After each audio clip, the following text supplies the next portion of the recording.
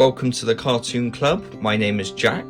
This video will be the last Halloween themed video of this year, so what I'm going to do is I'm going to draw 3 simplistic views of specific Halloween themed items. So the first one I'm going to be drawing is a ghost, the second one I'm going to be drawing is a pumpkin, and the third one I'm going to be drawing is like a witch's cauldron. Please click the playlist up in the top corner to see the rest of this year's playlist.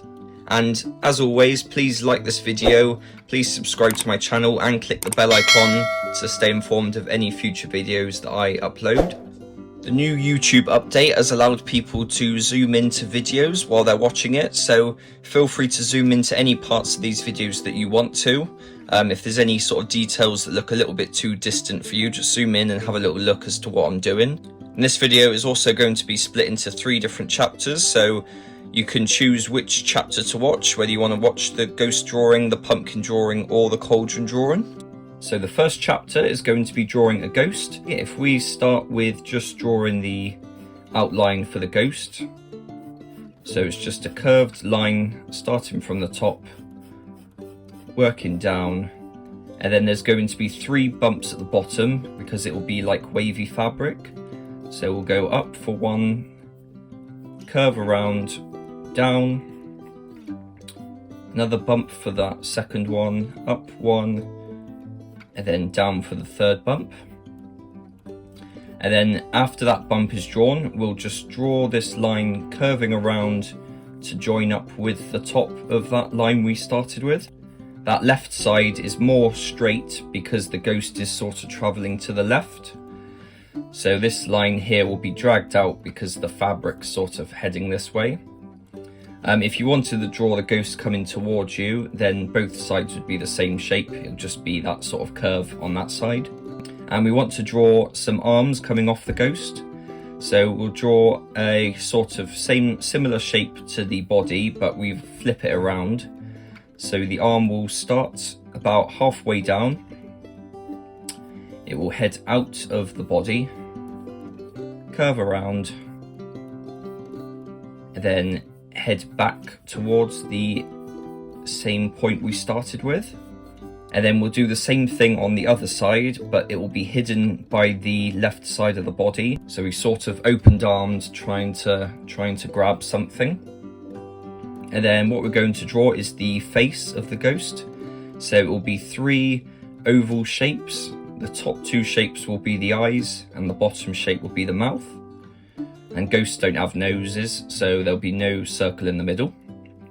So we'll just draw an oval there. An oval next to that, same shape and the same size. And then we'll draw a long oval below that in the center. And then what we're going to do before we ink it is we're going to remove this part here because we want this arm to go in front of the body, and then part here because we want that arm to go behind the body.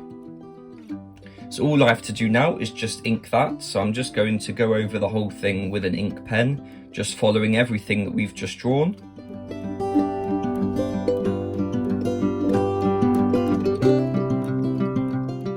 Okay, so that's been inked now, and I'm just going to go in with a little bit of shadow just on the outside of the ghost, just to give it a bit of a nice shape to it. So we're going with a light grey, and then with the light grey we'll stick to this right side of the ghost, and it's just following the shape of the ghost that we drew.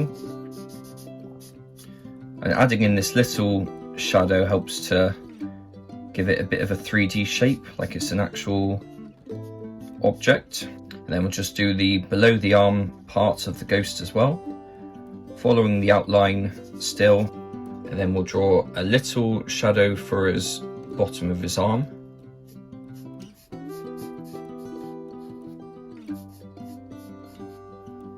And then the same on the other side.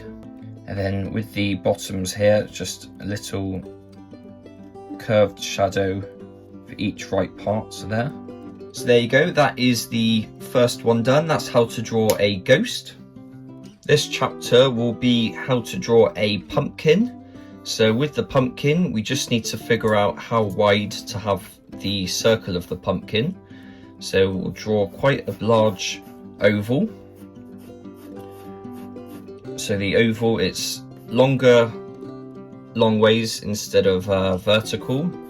And we want to draw the face of the pumpkin. So what we have to do is we have to add in a few triangles for the eyes and the nose, and then a long sort of orange slice sort of shape for the mouth. So if we start with the nose right in the center, we'll add in a small little triangle. And then we want to do two bigger triangles for the eyes.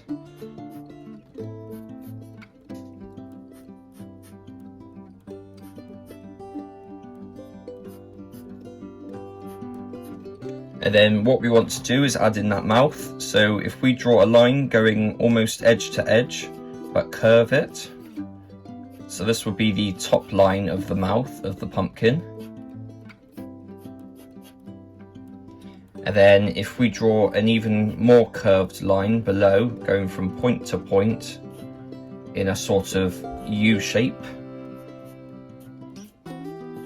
The mouth now looks almost like a boat, like a sort of curved boat.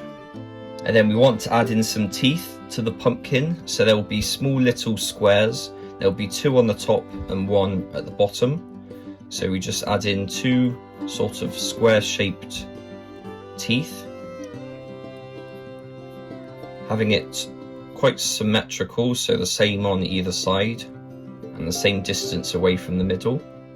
And then there's one tooth in the middle, and it's the same square shape that we did for the top two teeth. And then what we want to do is add in a stem, so the green stem that comes from a pumpkin. So it's just two lines heading off at an angle diagonally, and then one straight line at the top just to finish that. And then we want to add in a few bumps around the outside of the pumpkin just to give it a bit of a pumpkin shape, a bit of more of a curve. So we want one big bump in the center, and then another bump coming off that, and then another bump coming off that, and then joining the rest of that oval that we drew. And then it's just the same on the other side. So a pumpkin has a sort of bumped shape to it, because as it grows it sort of squashes and sort of becomes quite bulbous. So these bumps just show that. And then we just do the same bumps on the bottom. So we want one bump at the bottom center.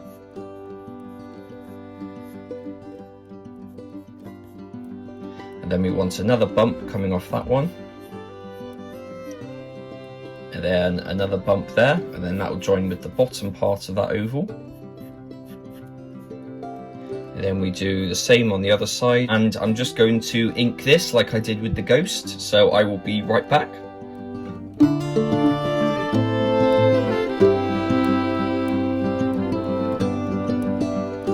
So now that we've finished our inking, we're just going to go in with the colour. One thing before we do that, I just want to say, when you're inking or drawing the pumpkin, make sure to not have a line going across those teeth, because the mouth is going to be carved out of the pumpkin, so those parts of the teeth will be part of the pumpkin itself. So make sure you don't have a line going across on those 3 points. And now let's just add in some colour. So we're going to add in some yellow into the inside of the eyes, some orange to the pumpkin skin, and then some green onto the stem. So I'm just going to go in with the yellow, just filling in the inside part with that yellow colour. And now onto the orange. So the orange is going to fill in everything inside that pumpkin shape. Okay, so the orange has all been done. I'm just going to go in that top part with some green. So this will be the stem of the pumpkin. So it's a nice bold green to go next to that bold orange.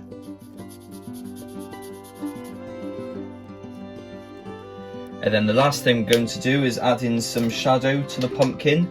So I'm going to do the same thing I did with the ghost and just add in some shadow along the outside of the pumpkin. And once that green's dried, I'm just going to add a slight bit to each side of that pumpkin vine. So I'm just going to go into the far left side of that pumpkin and just add in this slight grey just to give a bit of a shadow to it. And I'm adding it to either side because the pumpkin is curved. If the pumpkin was flat, it wouldn't have this shadow on it, but because we want to create a bit of a curved effect, that's why we're adding in that shadow to both sides. And then we're going to add in some shadow to the bottom of those curves. So it's just following the shape of those curves. And then we'll do the same with those top ones as well. And then the last bit we need to add shadow wise is the shadow to the vine or the stem of that pumpkin. And because that is curved as well, it's like a cylinder, there needs to be a shadow on either side of that one. So I've just gone back over with some orange over those shadows just to darken that and create a bit more of a shadow to the outline of that pumpkin. I have drawn a more detailed pumpkin in one of my other videos, so I'm just going to pop that up in the corner of this video screen. And the next chapter is going to be how to draw a cauldron. So I'm going to draw in a circle, and I'm going to use a guide that I bought myself, quite a useful little guide, and it helps you draw like concentric circles. So what I'm going to do is just find a circle that I like the size of, and then what I'll do is I'll mark the points where I want to draw that, and then I'll just sketch that circle in. So this will be the bottom part of the cauldron, and then I'm going to draw the same thing, but I'll flip it the other way around. So I'm just drawing that top part of the cauldron now. Now we've got that circle drawn, we want to create a slightly different shape to the top of that cauldron. So this bottom curve is going to be the bottom of the cauldron, but the top bit we want to have it a little bit more flatter. So what we're going to do is we're going to figure out where to put that top part of the cauldron. So what we want to do is straighten that top part up slightly, and we want to create like a lip, so somewhere that the cauldron can be carried, almost like a kind of handle. So we're kind of using the circle as a guide from here on the top, and is just creating a slightly curved straight line, so not too round but curved enough. And then we want to kind of curve it back on itself about the same width as the circle, and then we want to curve it and bring it back around on itself, and then do the same thing on the opposite side. So curve that back around about the same width as the outside of that circle. Okay, and so you've got that top lip drawn, and we now want to connect the cauldron to that lip. So we're going to use the outside of that lip that we've just drawn, and then curve another line around, and then bring it in, curve it again, and then take it back out to then join that circle. And then that bottom of that circle is going to be left untouched. And then we just want to do the same thing on the other side. Okay, and then we just want to remove the bits of the circle that we no longer need. So those two bits of the circle there. And then we want to remove that top part of the circle, the inside of that lip as well, and then just in that little tiny gap. And then we want to remove a tiny bit of the lip of that cauldron, and then it's going to curve slightly more round the top, but never join in the far outside edge of that cauldron pot. This just shows that there is some sort of thing to grab, some sort of some part of the cauldron to like hold on to. And then what we want to do is add in some liquid inside the cauldron, because we want it brewing, we want something to be made inside. So we want to create a sort of bubbly liquid texture. So what we're going to do is we're just going to add in a few bumps. It can be different heights. The more different each bubble is, the better, because the liquid's not going to be the same. So we just want to add in a few little bumps, and then in front of those bumps we'll add in some more bumps of different heights. This really breaks it up and shows that there's quite a lot of liquid inside. And then what we're going to do is we're going to add in some simple little feet. So what we need to do is think of where we want the feet to go. So if I pop a tiny little bump at the bottom, and then we want some big feet at the front. So it's like a U shape but slightly diagonal, and we want that to go slightly further down than that back leg, just because it shows that that leg's now in front of the one behind it. And then what we're going to do is just add in that second leg now. So it's the same thing on the other side, just mirrored. And then we're going to curve the top. That top part's going to be curved more, and then it's going to sort of wave down towards that bottom. So we're going to start high and then wave down, just because the cauldron's on a curved surface. We'll remove those lines inside, just because the legs are in front of that cauldron now. And then what we want to do is we want to add in a sort of stirring stick. So it's just a simple sort of rectangle, but with a curved end to it. So it's two long straight parallel lines going into the cauldron. And then we'll remove whatever's inside that shape that we've just drawn, and that just shows that the object is in front of that liquid. And then we'll draw one more little line at the front here, just to show there's a lip. And then what we want to do is add a few little tiny bubbles, and that's just to show that there is some gases kind of rising, almost like when you're sort of cooking a meal, you've got some sort of gas rising up. So we're going to add in just a few little tiny circles. So if I use my little chart again, they can be circles of different sizes, just making sure that they're rising upwards.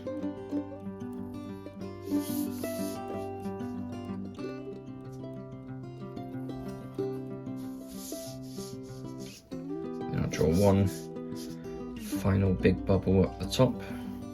And what I'm going to do is just add in a tiny few waving lines, just to show that that's a kind of gas rising up. So these lines can be as little, you don't need them at all really, but it's just to add there's some sort of kind of chemical reaction happening inside this. Okay, so I'm just going to go over everything now and just ink that. All these little lines will be inked as well, but like I said, you don't need to have them if you don't want to. So I'm just going to go and do that quickly.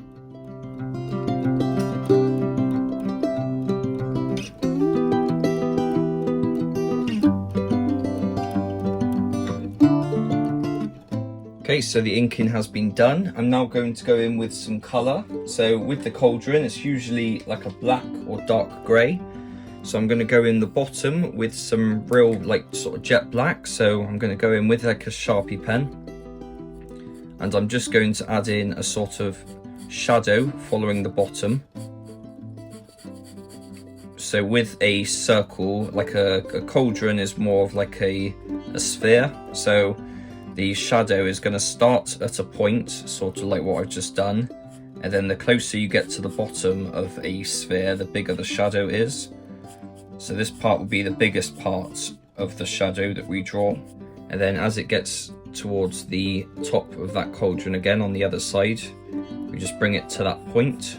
And while I've got my Sharpie pen on me, I'm going to go into the top of that lip, or the top of the cauldron, sorry, and then just add in a bit of black onto that part, because this bit will be a shadow underneath the lip of the cauldron.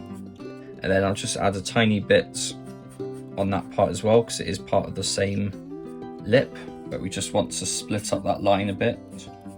And then I'm just going to add in a bit of black about halfway up on that cauldron lip on the inside, sort of where the bubbles are, because this bit will all be in shadow as well. And then I'll just add in a bit of shadow to the feet, just a small bit of black towards the bottom of those, on the inside as well. And then I'll go in with a really dark grey for about halfway up on the cauldron. So all this bit here will be a grey. So I've added some of that similar grey to the inside lip and below that cauldron. And then what I'm going to do is go in with all the rest of this with a lighter grey again. So this grey is just a few shades lighter, but we're going to use this to kind of finish off the cauldron and finalise any sort of gaps, like sort of fill them in just to create a solid shape. Okay, now that that grey's been added in, I'm just going to go into the bubbles themselves in the cauldron. So we're going to start off with a darker colour of green towards the front. This is because the sort of shadows casting onto that front part of the bubbles. So just making sure we curve around those bumps, just because those are the bumps that will sort of catch the light as well when they're sort of being popped or expanded. And then what we want to do is add in a slight bit of shadow towards the bottom of the bubbles that are in the air. And what I'm going to do is go in with a lighter green now and just go over the rest of those. And then as I'm adding in that green, I'm just trying to blend through with some of that darker green. As it dries, it does lighten even more, so it starts quite dark now, but it will become this paler green as it dries up. And then I'm just going to go into the rest of the bubble with that lighter green. And then I'm just going to add in the brown for the handle, so any sort of brown will do. So this is going to be like a wooden stirrer. And then for a final little bit of detail, I'm just going to go in with like a white pen and just highlight some bits that need some white detailing. So the legs both have a bit of white in them. And then there's going to be a bit of white going across the front of the cauldron. These are all extra little details if you did want to add them. So any sort of white pen does the trick. You can get like white highlight pens, white marker pens, but just make sure that the colour has dried before you add it, because it'll either go a little bit sort of dark or it just won't kind of sit on top correctly. And then onto the bubbles, we'll just add in a few white marks to some of the bubbles just to show that they are catching the light. A big chunk of white in any of the bubbles that are in the air, because the bubbles are going to catch the light. So those are the 3 Halloween images that I have created with you today. So we started with quite a simple ghost one for the sort of beginner kind of image. The kind of middle image, the more difficult one, is the pumpkin on the right, and then the sort of final kind of expert drawing is the cauldron in the middle. So I'd like to say thank you for watching this video. Please like and subscribe to my channel and click the bell icon just to stay informed of any future videos. And thank you for watching my Halloween playlist. Thank you very much.